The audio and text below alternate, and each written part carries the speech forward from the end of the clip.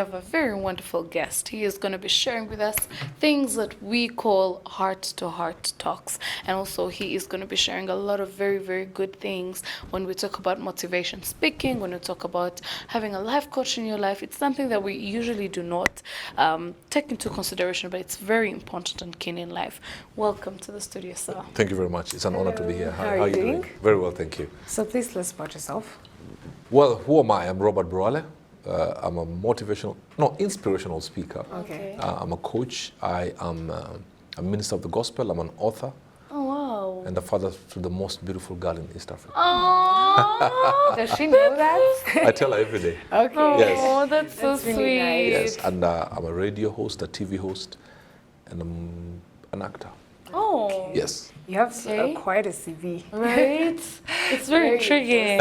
Oh my God. Yes. So let's start with a few. Let's start about you being an inspirational speaker, Right. a coach. Tell us about all that. Being an inspirational speaker was born out of the need to get people out of the murky clay, getting people out of the dungeons. Many people are going through hell and high water, but they don't know who to talk to. So how do you inspire them to get out from that dark place and to get into a place of purpose where they can achieve what they're supposed to achieve? So I love opening the eyes of the people and showing them you may put yourself down here, but you're actually supposed to be up here. Look from a point of victory, look from a point of a good height, and then you start seeing the greatness that is in you. Because many people have been bound by their own feelings. There's a prison in the mind, and only them have the key.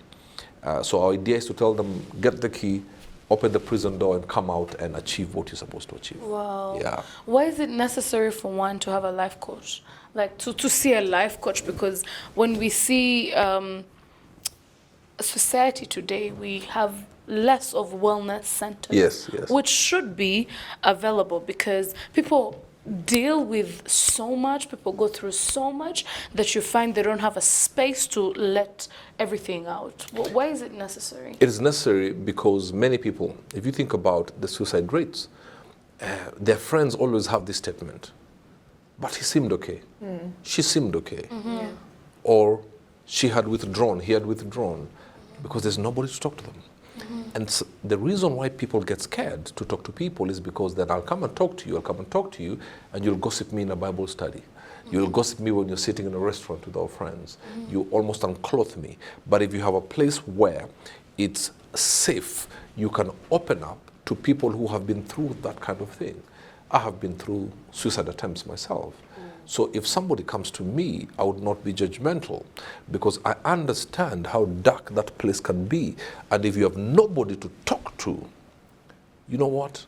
We'll be burying you the next day. So out of my experience, a lot was born out of it. So it's necessary to have that. But the problem, especially the African content, we tend to think if somebody is stressed, then they're mad. Definitely. Yeah. So it's a taboo topic. If you have mental health issues, they say you're cuckoos. No. And that's how I've been taught. Or they'll ask you, is there witchcraft in your family? So people are scared to talk about it. And then they withdraw. Once you withdraw, you start hearing all these wrong voices. Yeah. And then people are committing suicide left, right, and center. Some are not committing suicide, but they're already dead, still alive. They're dead, just awaiting to be buried. Yeah. Yeah, there's no oomph, there is no joy to wake up tomorrow, to do something with their life. They live just by the day. They wake up, have breakfast, go to the room, lock themselves in, and don't care about life. And then don't live their full potential. So we need, I speak everywhere, and I say government, the church, the education system, we need to have all these centers to talk to people. Yeah, definitely. And I really wish you could, because many people are dying in silence. Yeah. Yeah. You've talked about that briefly, but I want us to talk about it more. How are we supposed to change the stereotype that Africans have that if you are seeking for a life coach, or if you're seeking for advice or help, or if you just need that little motivation or inspiration to move on, then you're just acting white, or you're acting like that's not Attention what seeking. exactly attention seeking, or that's not what blacks are supposed to do. We're supposed to be strong, and that's not what Africans are supposed to do. We're supposed to swallow our pride and head into the battle face first. How are we supposed to change that stereotype? First is break the stigma with the information. TV stations, let's speak about it. You know, because social media, TV, the medium space is very influential. When we demystify this thing, Guys will be like, oh, so it's okay Yeah. not to be okay. Somebody will be watching me and saying, oh, so he's had suicidal thoughts before. I've had the same. And everybody did not want to hear because they thought it was cuckoos, but he's talking about it. Once we demystify it, then if I'm going through a little bit of stress, I'll quickly look for somebody. You understand? So we need media to play its role. We need government to have policy changes and laws that protect people. Because the problem is sometimes when you come out and you say you're going through this, you have empty, idle, wicked people on social media who will want to abuse you, to insult you. Are you mad? So we have to have laws enshrined in the Constitution on matters social media bullying. Because many people hold back because they're like, I will be trolled. Many have committed suicide because of being trolled. So if government can play its role, media can play its role, the church, which I'm a part of because I'm also a pastor, we also talk about these things from the pulpit. So that, guys, it's okay. The Bible says, renew your mind, the renewing of your mind, your wellness. So we bring down biblical principles and apply them to people in their lives. We can't talk about Moses and Paul of the Bible and not bring it and make you understand how that applies in your life. Yeah. Well, I think it's actually a very, very huge aspect that we need to set our minds Yes, to. absolutely. What advice would you tell one who is watching us, a young girl or a young boy or a parent, because parents have a very big role in the families of, in the lives of their children. Right. What can you advise them? Number one, let me speak to the parents, the so-called new age parents. We have become too busy for our children. We are too busy investing for our children and not investing in our children. People are too busy watching football and going for this, we call them chamas. Chamas is these women's meetings. You want to invest, you go and eat mandazi and have popcorns. And what have you left your children with? They're being raised by social media. So we need to get to a place where we go back to the old type of family setting, whereby we sit as a family and eat, we have our moments, we talk, because what is happening in this day and age is that kids and children are going through stuff, but their parents are too busy to notice. Then we hear they were slitting their wrists. Where did they get that information? From the internet, social media. You understand? Yeah. And we don't even monitor. Kids are going into behavior of pornography. We are not monitoring. You understand what I'm saying? So it's to tell the young person, you're not alone. Maybe you feel that your parents and nobody cares about you, but let me tell you something. You are in this world because there's something you're supposed to manifest. There's greatness in you. Do not allow other voices to tell you that there's nothing good that can come out of you.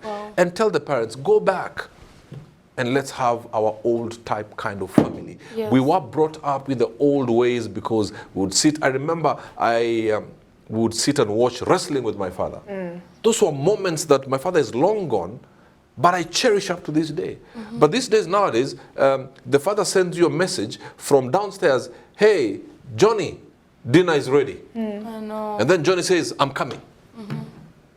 And then the mother is in the kitchen asking the husband, how many sugars in your tea? So we've become, we are together physically, but further apart. So there's no connection. Yeah. So you sit somewhere, people on their phone, the children on the phone, the father's on the phone, the mother's on the phone, and then over the weekend, the father's gone to watch football, the mother's gone for the women's meetings, and the children are left alone. So we are trying to raise children in a tough generation or season with blindfolds in their eyes. And then when we are old and gray, and we wonder, where did we go wrong? We are saying the children of nowadays are so lost. But we ask ourselves a question as parents. Where did we drop the ball? Because where did we hand over the baton of hopelessness? Because that's what is happening. Yeah, that's really amazing. Yeah. So as we wind up, where can people get to talk to you? Where can they reach you in their social media? Just in case they want to reach out to someone. I'm a very easy person to get to. www.robertburale.com. That is my website, and in there you get in touch with me. There's you click on info or email, then you'll send an email. It will come straight to me.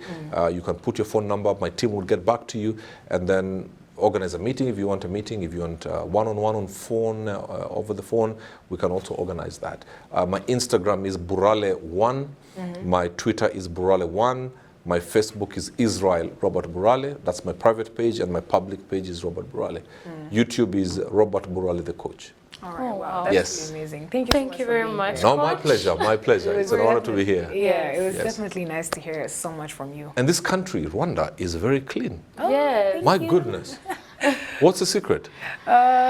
We all just try to work together to stay and keep a clean environment. You have a good leadership And then. that's what I was about to say. Yes. Leadership. Thank you very much, sir, for being here with My us. pleasure, my pleasure. Yes. Yes. Thank So you very Hope much. to see you soon. I'll be more than happy to come back. Yes. Thank you.